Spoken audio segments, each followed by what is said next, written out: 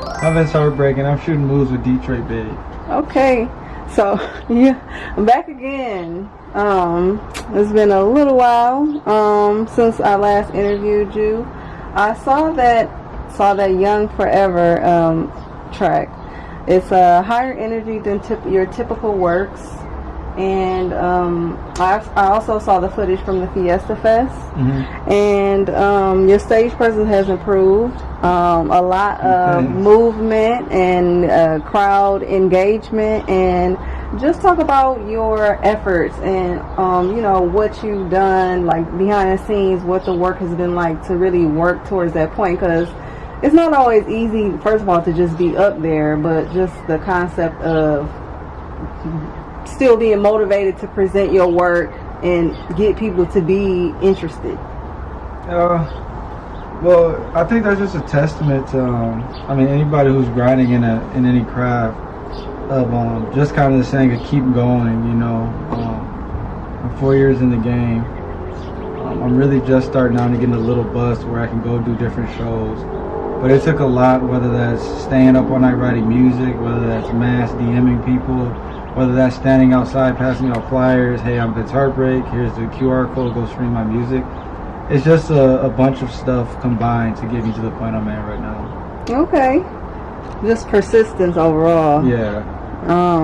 I saw you cut your locks, obviously. What made you cut them?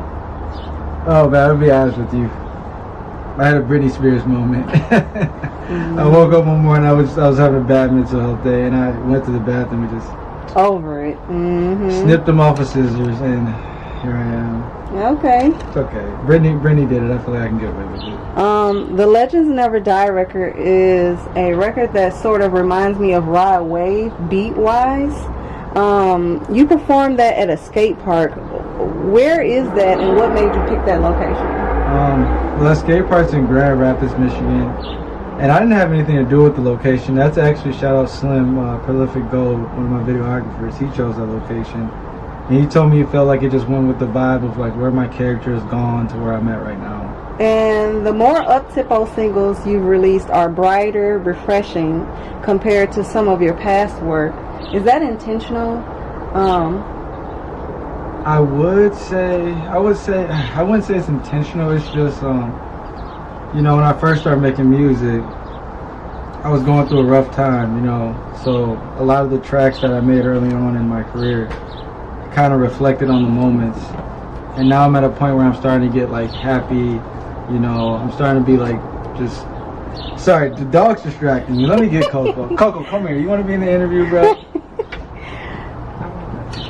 The perfect name for the cutest dog. Yeah, this is Coco. But, yeah. Oh, I totally forgot the question. So the more up-tempo singles you've released, compared to some of your last work, is that intentional? Yeah, I would say it's intentional because, like I was saying before, when I first started making music, I was going through such a tough time just mentally, like just struggling with the real world. And now I've gotten to a point where I'm learning like some coping mechanisms. I've had a great support team with my therapist, my life coach. So I've just gotten to a point where I'm just making happy music and just trying to be my best self. Okay, definitely. There's still gonna be some sad music to come, but I don't do it, babe. She doesn't want to come to me. She wants to come to Detroit, babe. All right. So,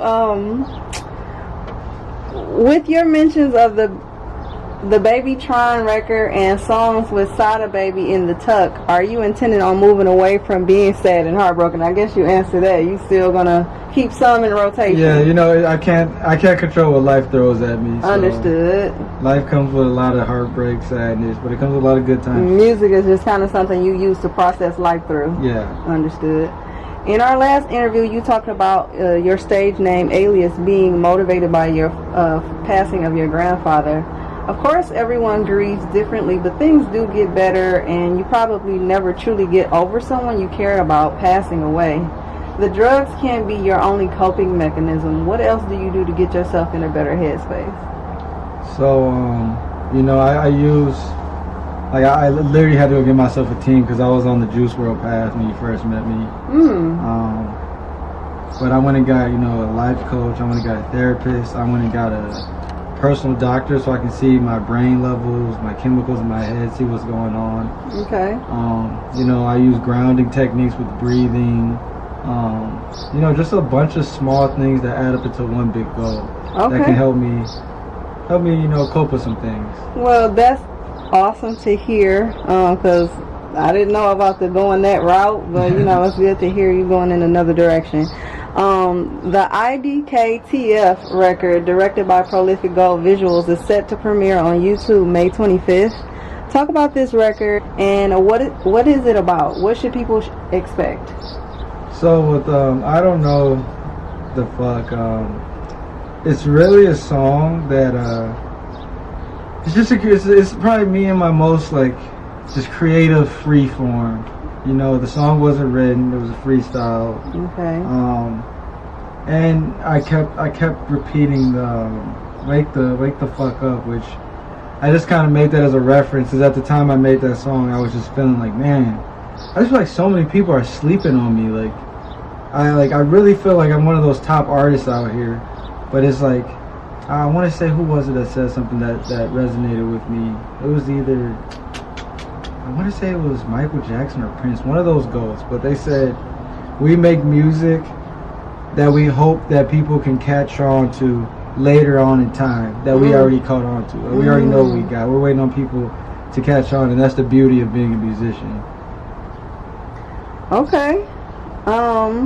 So it's kind of like, it's not, is it a playful record, or how would you describe it? I would say playful. I would say TikTok. It was a TikTok song.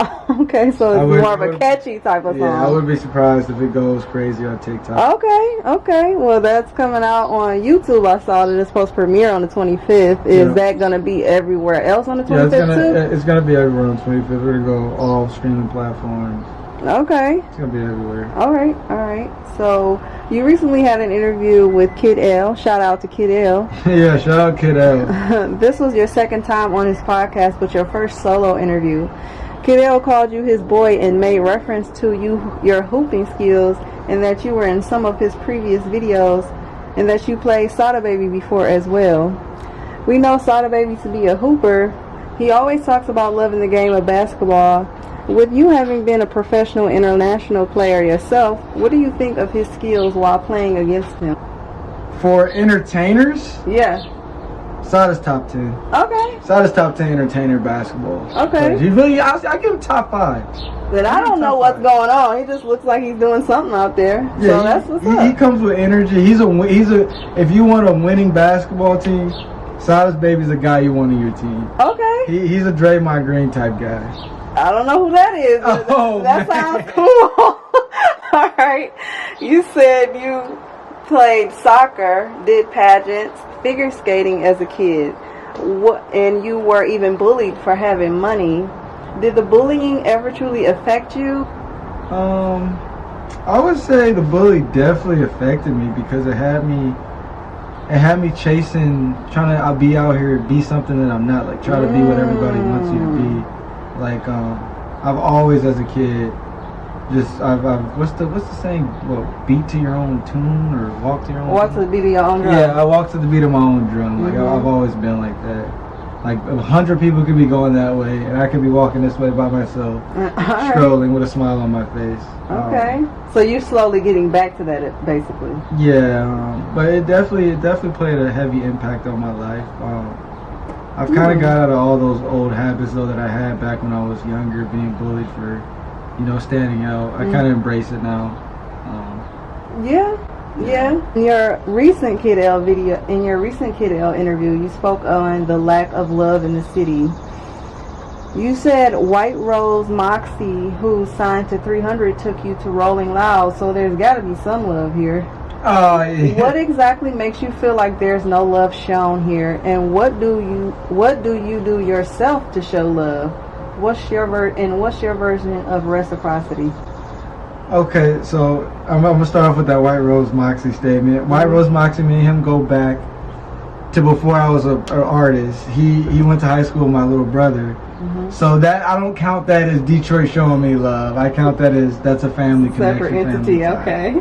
But as far as Detroit showing love, and I want to go back and eat my words on what I said on Kiddo's podcast, because ever since I've said that, I've gotten so much love from Detroit. It's like I've gotten so much love. Like it's like almost like a wake up call. Okay.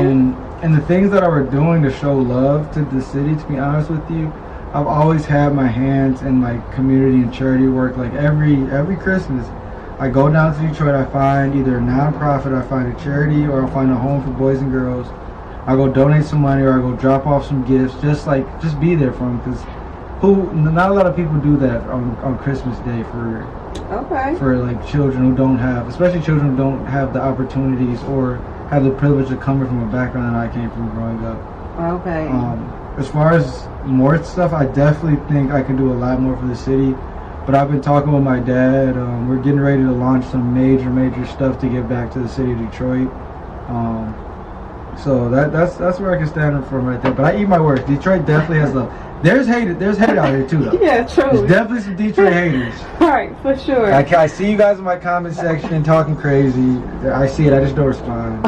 Okay, I think that's the best route, honestly. You say you are team oriented. Do you actually hire people for things that you need done, or for you? How do you usually go about it? Ooh, that's another tough question. So the way I go about it so far, because Vince Heartbreak isn't no Travis Scott yet. Remember that word yet. Mm-hmm. No Travis Scott, no Juice WRLD. So I don't have the big budget. But the way I work with like my photos, my videos, my PR, my articles, getting that stuff put out there, I do 95% of the work myself. I do 95% of it myself. I have my videographer guys who I've been with since I started, when I had 7,000 followers on Instagram. Hey, can you shoot a video for me? Are you trying to work? Are you trying to build? Are you trying to be a team? Those are the people that I shoot with. So that's Prolific Gold. That's DB Did It. I got some stuff coming out with SoCo, Josh Baker down at Workshop Club. It's a lot of video guys. Shout out Thad.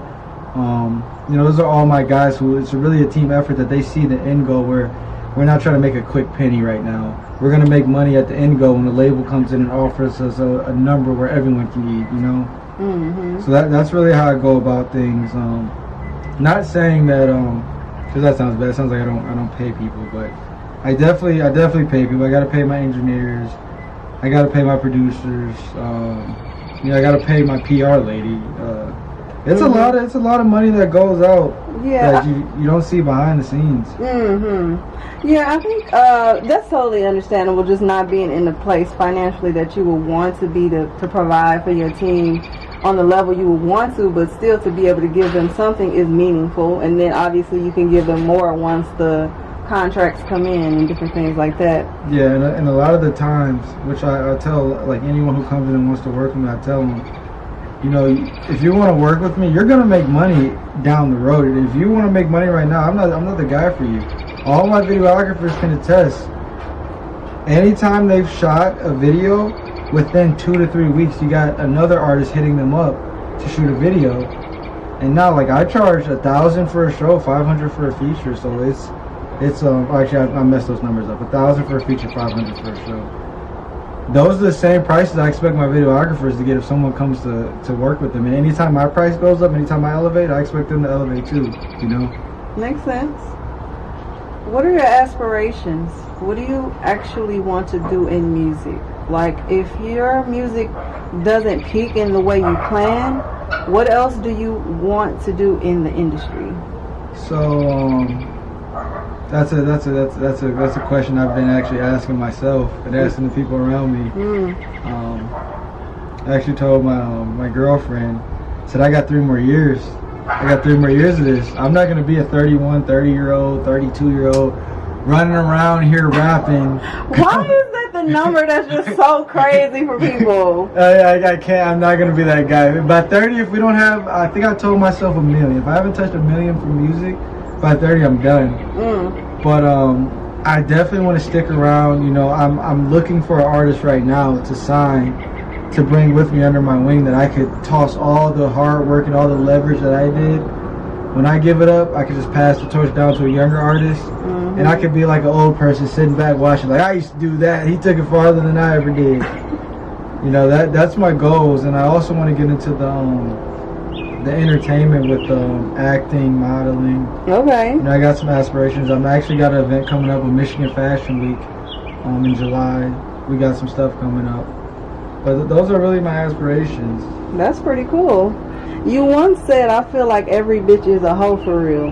Having a girlfriend currently. Oh my why God. do you feel that way? That's great. When did I say that? The last year on Kid Oh my God, bro. The internet is undefeated. I remains undefeated. Message for kids. Whatever you say, it sticks out there. Don't say nothing that in 2-3 years you're going to regret. Yeah, I'm still shook. You said, I said every girl's a hoe. And with a girlfriend, how do I feel about that? Mm-hmm. Okay, on the spot here. Let's just say this. Everybody's a hoe. Everybody, male, female, they, them, her, him, helicopter, orange, blue, whatever you call it. I feel like everybody in their life goes through a whole phase. Oh, okay. Now I'll go back and readjust my sentence. Every girl has gone through a whole phase. Oh, okay. It wasn't like a definitive thing in you saying that they are bad people or... Oh, no. Okay. Hoes aren't bad people. No. They're annoying. Everybody loves hoes. Like, but you don't want to be with a hoe 24/7. But listen. I never said hoes are bad. I never said there's no derogatory. If you want to be a hoe, do your thing. To each his own. Yeah. To each his own. I'm no judgment here. All right. So after waking up from the coma, how long did it take for you to recover, and did the tour prolong the process? Yeah, I'm still recovering, right? Like as we speak, I'm still recovering. The tour definitely pushed it back. Mm-hmm. I wasn't supposed to leave the bed. I was supposed to be on bed rest and like doing light stuff for like a year and a half. I was on the road dang near 4 weeks after I got out of the hospital. Yeah, you said it was just that trash label. Yeah, so yeah, screw $1 Million Music. Boo, they suck. Rocky Lee, you suck. He's actually locked up in jail. Don't free Rocky. Leave him there. Yeah. So, you mentioned that you stay away from a lot of people in Detroit, interviews, podcasts, and that it's not worth it. I myself don't have a big platform. What made you decide to ask me to interview you again? Because you believe. You believed, Mo. In the beginning, you believed. And I'm gonna like there's probably, I fuck with you, I fuck with Kid L, I fuck with Uncle Spooty. Them the only 3 Detroit platforms really. I mean Detroit Rap Daily, but no, not Detroit Rap Daily. But I don't count that as a podcast. They're just like I don't know, what are you, a newspaper type Instagram page? But yeah, that's why I chose My Detroit Babe. That's her Instagram handle, not her name. But I chose because you believed in me. You know, when you believed in me when a lot of people in the city were. You'd be surprised how many people in the city I was trying to get to, like, hey, support my movement, hop on the bandwagon, hop on this. Now like we're 4 years in now, I got so many different platforms hitting me up, like, hey, come do an interview, come down. Like, yeah, I'll be okay. Unless you want to pay me, then I'll come. But if you're not, like I said, My Detroit Babe, Kid L, Uncle Spooty, sorry, you gotta get taxed. Okay. So, talk about, you said you were going to be modeling soon. What was that event? So, it's called Michigan Fashion Week. It's like a throw-off of New York Fashion Week. Okay. I'm scheduled to be doing a performance there. So, hopefully they'll throw me some clothes to walk the fashion runway. I'm hoping they throw me in the show. I'm really hoping they do. I wouldn't be doubtful if they didn't. Okay. But, yeah, I got that coming up. We got Tri-City Flum Sessions in Bay City, Michigan. Okay. Underground show. I'm headlining it. That's June 10th. We got Backwoods and Bonfires, June 11th coming up. So it's a bunch of stuff happening.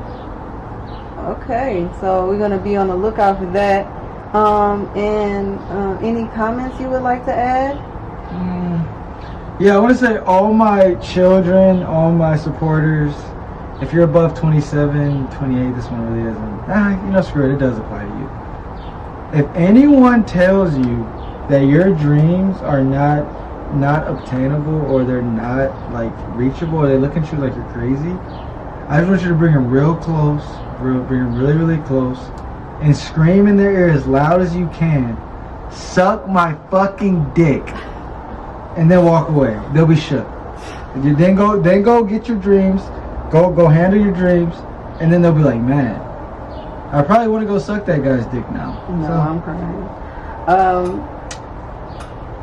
And tell us, what are your social handles? Where can everyone find you? At Vince Heartbreak on everything. Twitch, I'm Vince_Heartbreak. We got Heartbreak Gaming launching. Shout out to Takers Gaming. We're partnered with them. You can find me on TikTok, Vince Heartbreak, YouTube, Vince Heartbreak, Heartbreak Gaming. We got Heartbreak Sports Group for all my basketball players who have NBA dreams. I have an agency. We're all over the place. And then if you can't find me as Vince Heartbreak, just Google Lindsey Hunter IV. I'll pop up again. Okay. And lastly, you talked about having a label. Like, what made you, and you actually have the label with your father, what made you want to go that route? So I had the label 4 years. When I first started making music, I said I'm gonna have my own label. Okay. From my first release, you can go look at the credits. It says Heartbreak Records. I always wanted the label because everything that I do in life, I follow a model of someone that's gone before me. Whether that's cooking, Gordon Ramsay, whether that's basketball, Stephen Curry, whether that's music, you can look at Juice WRLD, whether that's relationships, it's anything.